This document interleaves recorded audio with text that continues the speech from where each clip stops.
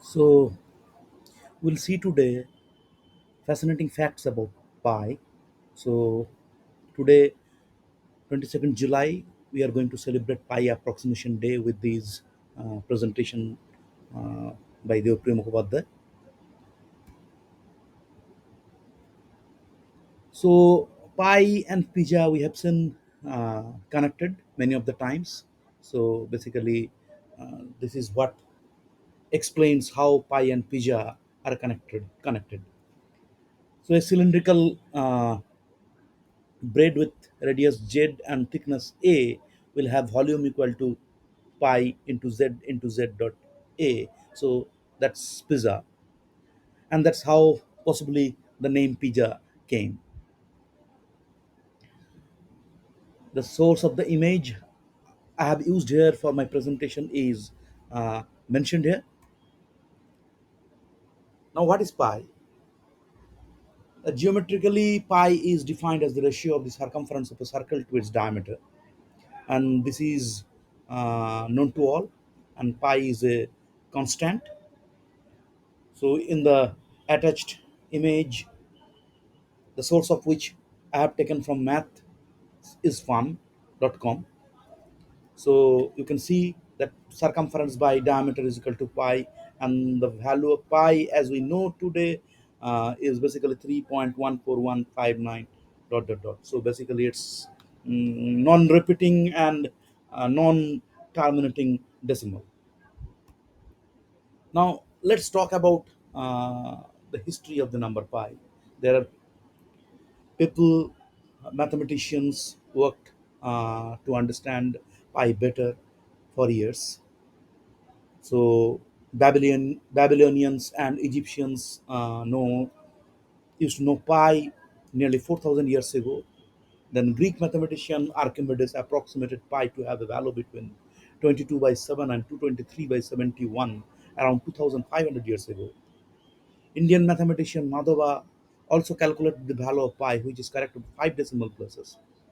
And then Chinese mathematician Zhu Chongji approximated the value of pi as 355 by 113 about 700 years after Archimedes. And lastly, the Greek letter pi was introduced by William Jones in 1706. Now, pi is irrational, and this is what has been proved by mathematician Johann Henrik Lambert. Uh,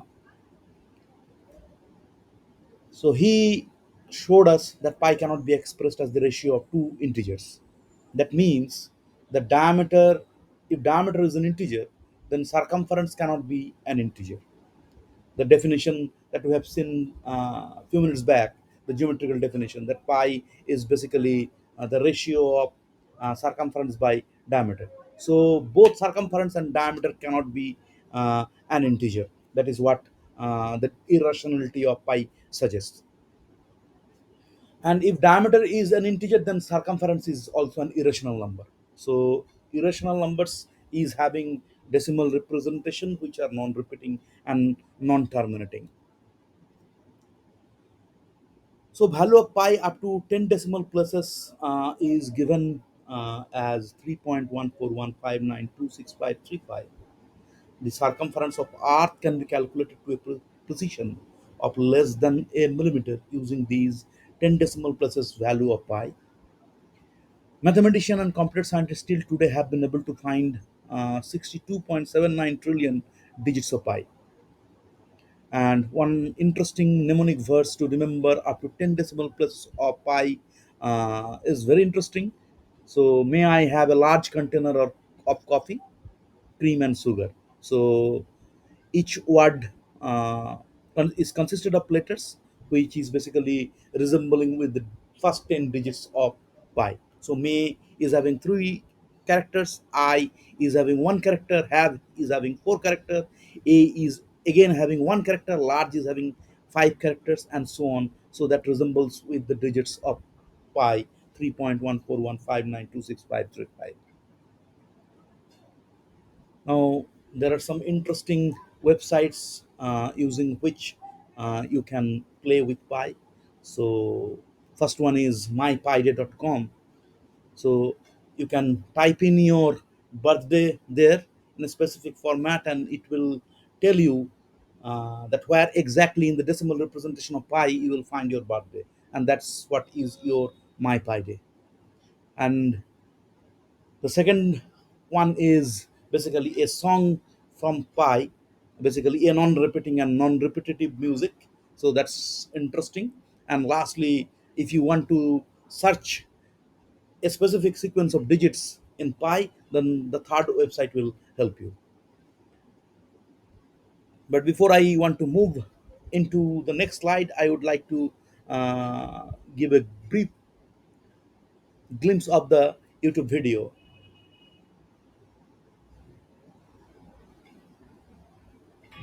Being a parent means keeping them at a safe screen distance. The Lenovo P12 Pro Tab has a distance reminder that prevents you from getting too close to the screen.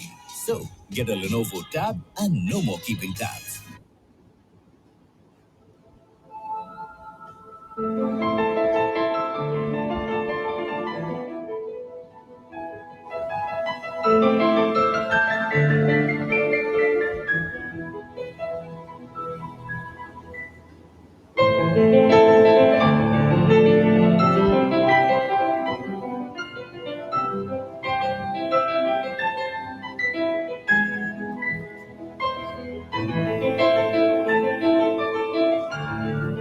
The song from pi is very nice and soothing, this music, so I hope you will enjoy it. Take time to listen to this full YouTube video.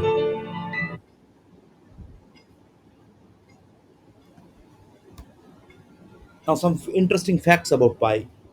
So, from position 768 in the non-repeating and non-terminating decimal representation of pi, for the first time, digit 9 occurs 6 times in succession, and this is also called Feynman point. The sequence 0, 1, 2, 3, 4, 5, 6, 7, 8, 9 in this order first appear in pi in the 17387594880th position, and that was discovered in 1997. A special sequence consisting of 10 digits, all different from each other, commences from position 60, and there are self-preferential positions, and that means at 16470 and 44899 positions, one will see the same sequence of digits as the position. So 16470 at position you will see 16470, at 44899 position you will see 44899, and similarly another self-preferential position is 1.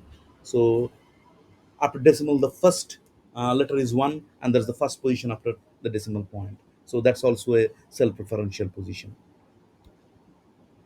Now, pi is transcendental. So mathematician Ferdinand Linderman in 1882 first proved that pi is not only irrational but also is transcendental. That means pi cannot be the root of a polynomial with integral coefficients. Now, Linderman's proof also settled the problem squaring the circle.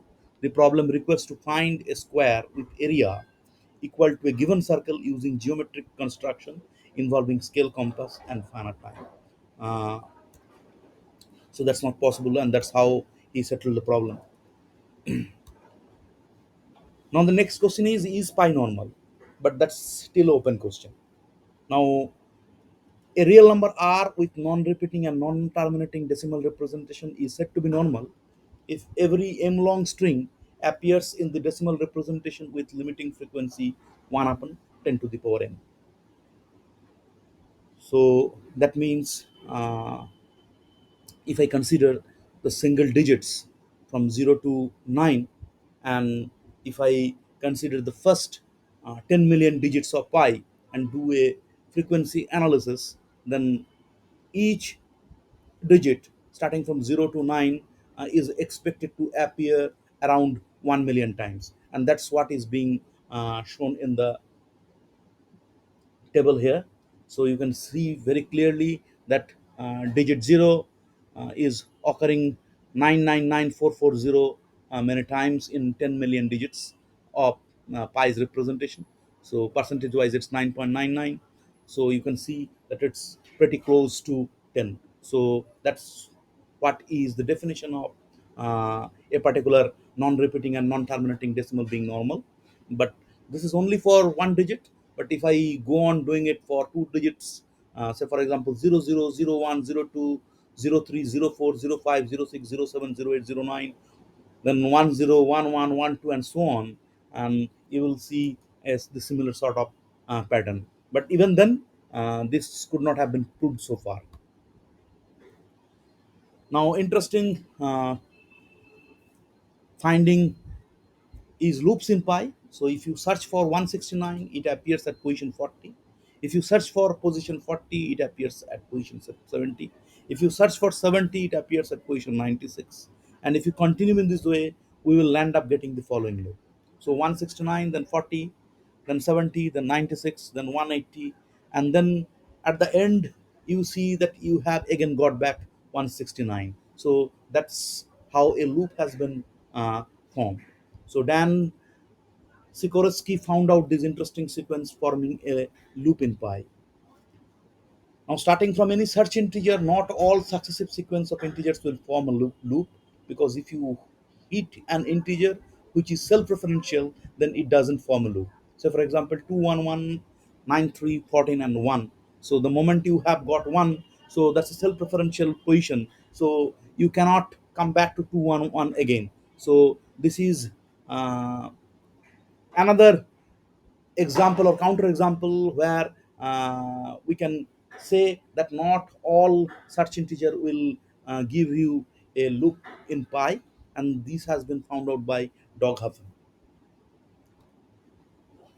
Now we will see that Archimedes method of approximating the value of pi and how he has achieved the approximation.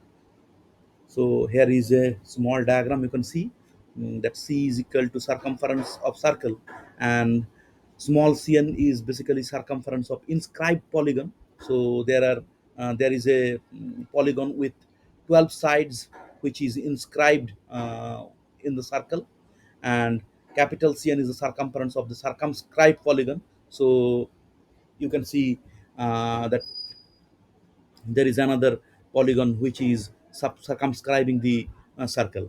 Now we can draw two regular polygons with n number of sides, one circumscribing circle and another inscribing the circle. And the perimeter of the inscribed polygon is small cn, and the perimeter of the circumscribed polygon is capital Cn. And if C is the perimeter of the circle with diameter 1, then we have small cn less than c equal to pi and less than capital Cn. So if you increase the value of n, the value of small cn and capital Cn will be closer and closer to each other, and that will give you a good approximation of the perimeter of C, and that's the value of pi because you have chosen the diameter as 1. Now, Archimedes started this exercise with a regular hexagon and then extended that for regular polygons with sides 12, 24, 48, and 96. And two approximations provided by Archimedes are 22 by 7 and 223 by 71. Now, 22 by 7 is just bit larger than C96, and 223 by 71 is just bit smaller than uh, small c96. So you can see the value of n, small cn and capital Cn approximately in the table below, and you can see that for 96 the values are very much close to the first three digits of the pi. So that's how he has uh, came to the conclusion of, or he has came to the approximation that he has proposed for pi. Now, Chinese mathematician Zhu Chongji extended this for a regular polygon with 24576 number of sides, and he has find the rational value of 355 by 133, that is equal to 3.14159292 to approximate the value of pi. Now, how continued fractions can help in approximations of pi. So, a continued fraction is a fraction whose numerator is an integer and whose denominator is the sum of an integer and a fraction which in turn possesses the same form. So, regular or simple continued fractions are those where all numerators are 1, and that is ai equal to 1 for all values of I. Every real number can be represented uniquely by a simple continued fraction. A number is rational if its continued fraction is finite, and irrational if its continued fraction is infinite. Now, in the diagram below, you can see that the pi is having a simple continued fraction representation. So, and it's going on forever. Now, how this continued fraction can be of help in approximating the value of pi or any uh, number. So you see that 3.141 can be represented as 3141 divided by 1000, and that can be written as 3 plus 141 by 1000. Now you take the reciprocal of that, so basically that's 1000 by 141, and then you can write it as 7 plus 13 by 141. Then again you take the reciprocal of 13 by 141, so that is 141 by 13, and you can write it as 10 plus 11 by 13, and then you can write 13 by 11 as 1 plus 2 by 11. So if you now take a closer look, then you can simply write 3.141 as equal to 3 plus uh, 1 upon 1000 by 141. So 1 upon 1000 by 141 is equal to 7 plus 13 by 141. 1 upon 7 plus 13 by 141. And then again, you can write 13 plus 141 as 1 by 141 by 13. And that simply turns out to be 7 plus 1 by 10 plus 11 by 13. And this way you can continue, and you will land up getting this expression 3 plus 1 upon 7 plus 1 upon 10 plus 1 upon 1 plus 2 by 11.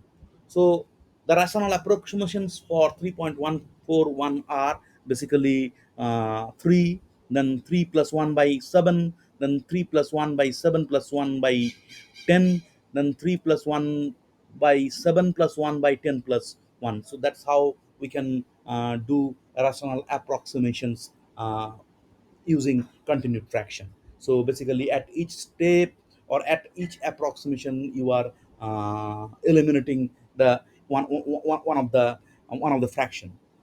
So you see that from these rational approximation, I have got 322 by 7 and 223 by 71 and 245 by 78. So these 222 by 7 and 223 by 71 are the ones proposed by Archimedes as an approximation for rational approximation for pi. Now, this is one way or one school of approximating the value of pi. Uh, Now, the second school or the second thought uh, came when mathematicians have learned well about infinite series. So they have started playing around with infinite series representations to find out the value of pi or approximating the value of pi. So calculation of pi using infinite signs and products started sometime around 15th century, and basically India has contributed well in this area. And 8 pi series are found in the Sanskrit texts Jukti Bhasa and Jukti Dipika, and the Madhava Gregory Leibniz series, which actually has been attributed to three mathematicians, Madhava, Gregory, and Leibniz, and they were found independently, and that series has been found independently by three mathematicians. That's how this series came. So pi by 4 is equal to 1 minus 1 by 3 plus 1 by 5 minus 1 upon 7 plus 1 upon 9 minus 1 upon 11 and so on. Then Nilkanto series, basically that's also from India in 15th century. So pi is equal to 3 plus 4 by 3q minus 3 minus 4 by 5q minus 5 plus 4 by 7q minus 7 minus 4 by 9q minus 9 plus dot dot dot. And it's very nice, interesting expression involving infinite sums with squares, and that sums to pi by 8. Euler has given one series in 1736. Ramanujan series is another one which says pi by 2 is equal to 1 plus half into 1 third, then plus 1 up into 3 by 2 into 4 into 1 by 5, then plus 1 into 3 into 5 by 2 into 4 into 6 multiplied by 1 upon 7 plus dot dot dot. So these are different infinite sums through which we can compute the value of pi. Then there are infinite product representations, and one of the interesting product representation is by Wallis, and which came in 1656 C. So that says pi by 2 is equal to 2 by 1 into 2 by 3 into 4 by 3 into 4 by 5 into 6 by 5 into 6 by 7 into 8 by 7 into 8 by 9, and so on. And VAT's product representation uses square roots, so that's another nice way of representing the value of pi. Now I will talk about Horner's form. Basically, this particular uh, form is used to make things uh, compute algorithmically. So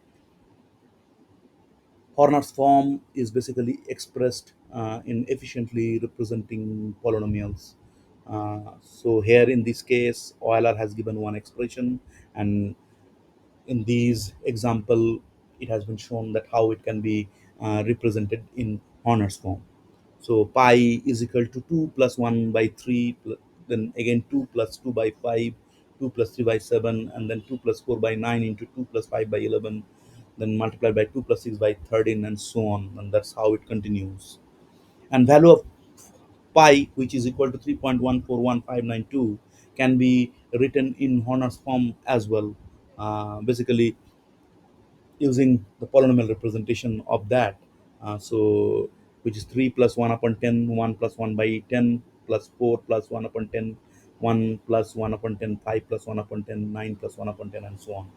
So the question is how we can compute the value of pi algorithmically. So that's the question that's uh, have been in scientific community's mind for long, and they then started exploiting these Horner's form to come from one expression to another expression, and that's the idea. So the Horner's form expression of Euler's expression can be converted, if can be converted into Horner's form representation of the value of pi, which is the decimal representation.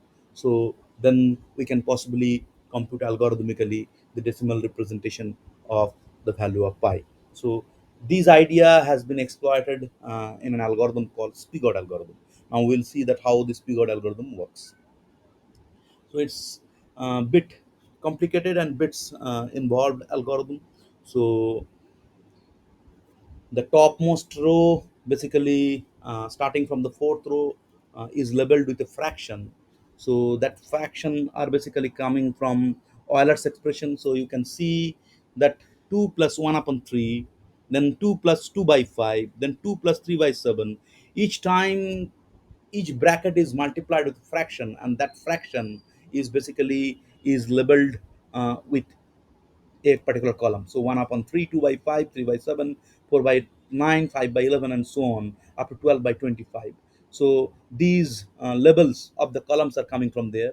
And then the algorithm is initted with integer values which are all twos. And these twos are also coming from Horner's form of Euler's expression. So you see that every time a particular expression is being added with 2. So 2 plus 1 upon 3, and then again 2 plus 2 upon 2 5, then again it's multiplied by 2 plus something. So this 2 with which we are adding each expression, so that's how this is initted. Now we will be having an algorithm which is called Spigot algorithm, which will try to convert the above expression into the expression that has been written in Horner's form below. So the algorithm goes like this from right hand side, from the uh, last column to the first column. So it's the initted value at the first iteration is being multiplied with 10. So that's how you are getting the values of b. So since uh, 2 is multiplied by 10, so the second row, basically which is labeled as b, are all 20. And then I'm starting from the cross sign in the third row. So basically I will start like this. So 25, 12 by 25 is the level in that column. So 12 is basically my numerator and 25 is my denominator. So I will try to divide these 20 with 25, so I will get one remainder which is 20 again. So that's written in the remainder position under 12 by 25, and my quotient which is basically 12, which is basically 20 divided by 25, which is 0. Now that 0 is multiplied with the numerator n, that is 12 here in this case. So 0 into 12 is 0, so that comes as a carry into the uh, previous column. So that is the column which is labeled with 11 by 23rd. Now this 20 and the carry that I have got, basically 20 is basically the value of b under 11 by 20, 11 by 23, uh, has to be added with this carry. So I will get s value which is bi plus ci. So here in this case 20, so this 20 is again divided by 23, so you are getting remainder as 20 and quotient as 0, and that 0 is to be multiplied with numerator n equal to 11, so you are again getting carry as 0. So this is how the procedure will continue. Now if you come to this row, which is come to this column which is labeled with 9 by 99 19, so 20 plus 0, your sum si is equal to 20. Now if I divide 20 by 19, I will be getting remainder as 1, and at the same time I will be getting quotient as 1. So this quotient will be multiplied with numerator 9. So 9 into 1 is equal to 9 is basically carry in the previous column, which is 8, column labeled with 8 by 17. So you see that 8 by 17, under 8 by 17 the carry is 9. Now this 9 has to be added with b, that is basically 20, so it will give 29. This 29 has to be divided by 17, so remainder will come as 12, and then again quotient will be 1, so this 1 will be multiplied with 8 numerator, so that becomes your carry under the column 7 by 15. So now the same thing goes. So again you are getting 7 as carry under the column 6 by 13. Now you see that 20 plus 7, 27 is the value of sum si. Now this has to be divided by 13 to get remainder as 1. Now this time you are getting quotient as 2, because 27 by 13 quotient will be 2, so these two has to be multiplied with numerator 6, so that is 12. So this 12 comes as a carry under the column 5 by 11. So the same way it goes on until you come to the third column, where nothing is labeled. So you see that at third column you have 20 10 as carry, and then you have to add it with b, so that's your sum 30. Now this 30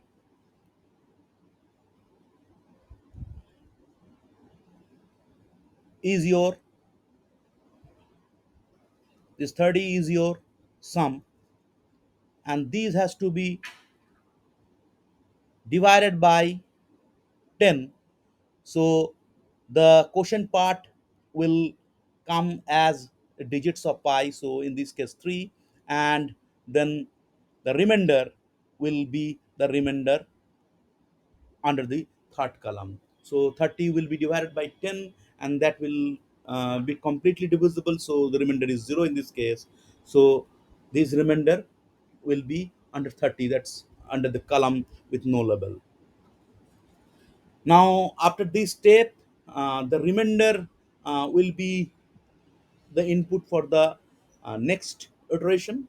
So these has to be multiplied by 10 again to get the values of b. So starting from the third column, 0 multiplied by 10 is 0, 2 multiplied by 10 20, 2 multiplied by 10 20, 4 multiplied by 10 40, 3 multiplied by 10 30, and so on. And you have got now the values of b. Now the same procedure you need to repeat from the column with level 12 by 25. So in this case you can see that there is no carry in this column. So 200 is the sum value of sum. So 200 will be completely divisible by 25, giving remainder as 0. But at the same time, it will leave quotient as 8. So 8 has to be multiplied with quotient numerator 12. So 12 into 8 is equal to 96. So 96 is going to be the carry under the column 11 by 23rd. And then it has to be added with uh, value of b, which is 200. So that will give you sum as 296.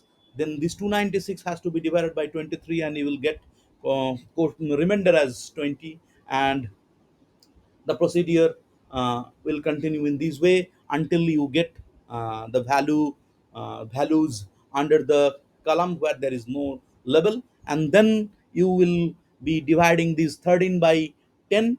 So quotient 1 will leave out as the digits of pi, and the remainder in this case is 3. So that's the remainder row, which will be the starting for point for the next iteration to be multiplied by 10 again. And this is how this Spigot algorithm will work, and this is how the digits of pi we can compute. So this algorithm has been developed by Stanley Rabinowitz and Stan Wagon in 1995. The paper has been mentioned here, so if you want, you can take a look at it. Now, I would like to end this by a nice pi poetry by Ken Johnson. So, consider humble pi. It is a number never ending. It never repeats itself as its value keeps ascending. Based upon a circle, many men have tried to calculate the ratio of its width to its outside. It is called irrational because it cannot be made a fraction. The challenges of its nature has been a call to action. The number pi has played a role in every life on earth. From physics to statistics, it's always proved it to work. The tires that you ride on, the table where you dine, little pie was there throughout its concept and design. Humble pie is constant. It's been a great addition and quietly serves us each day without recognition. If you cannot appreciate why I hold this number high, then shame. It is you that should be eating humble pie. So, with this, I end my presentation. I hope that you have enjoyed uh, this video. I hope you have enjoyed knowing pie better. Thank you.